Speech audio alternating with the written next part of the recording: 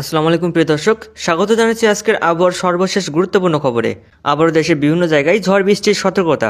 দেশের উপর দিয়ে আগামী কয়েকদিন চলতে পারে ভারী থেকে অতি ভারী বর্ষণ। কোথাও কোথাও গরমের তীব্রতা বাড়তে পারে। একই সাথে বজ্রসহ বৃষ্টির সম্ভাবনা দেখা দিয়েছে বেশ কয়েকটি জায়গায়।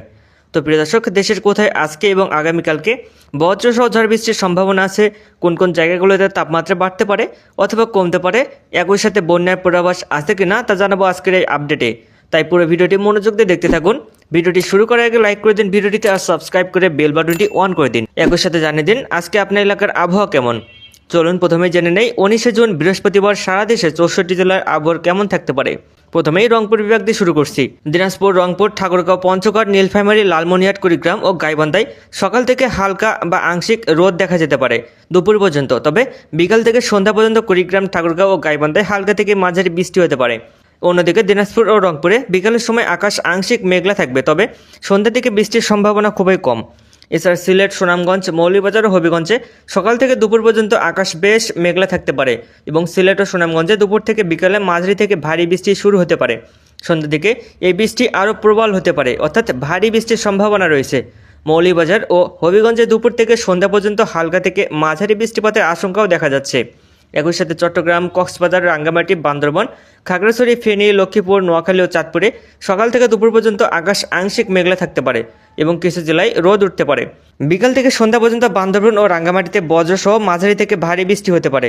চট্টগ্রাম ও কক্সবাজারে বিকালে হালকা বৃষ্টি হতে পারে, যা সন্ধ্যার দিকে কমা শুরু করতে পারে।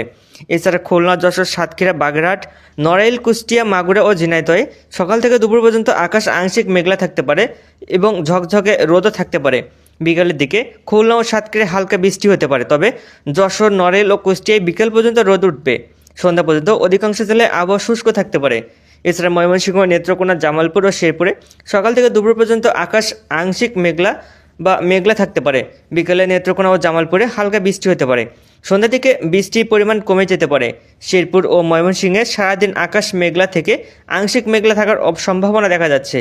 এছাড়া রাজশাহী, নাটোর, নওগাঁ, চাঁপাইনবাবগঞ্জ, পাবনা, বগুড়া, সিরাজগঞ্জ ও জয়পুরহাটে সকাল থেকে দুপুর পর্যন্ত ঝকঝকে রোদ ওঠার সম্ভাবনা দেখা যাচ্ছে। বিকেলে বগুড়া ও নাটোরে হালকা বৃষ্টির আশঙ্কাও করা যাচ্ছে। অন্য জেলাগুলোতে সন্ধ্যা পর্যন্ত আবহাওয়া মূলত শুষ্ক থাকতে পারে। ঢাকা, গাজীপুর, নারায়ণগঞ্জ, টাঙ্গাইল, কিশোরগঞ্জ, মানিকগঞ্জ, মুন্সিগঞ্জ, ফরিদপুর, রাজবাড়ী ও মাদারীপুরে সকাল থেকে দুপুর পর্যন্ত আকাশ আংশিক মেঘলা থাকবে, মাঝে মধ্যেও রোদ উঠতে পারে। বিকাল থেকে সন্ধ্যা পর্যন্ত ঢাকাসহ গাজীপুর, নারায়ণগঞ্জ ও টাঙ্গাইলে হালকা থেকে মাঝারি বৃষ্টি হতে পারে। ফরিদপুর, মানিকগঞ্জ ও মাদারীপুরে সন্ধ্যা পর্যন্ত আবহাওয়া মূলত শুষ্ক থাকতে পারে। এছাড়া বরিশাল, পটুয়াখালী, বরগুনা, পিরোজপুর, ঝালকাঠি ও ভোলা জেলায় সকাল থেকে দুপুর পর্যন্ত আকাশ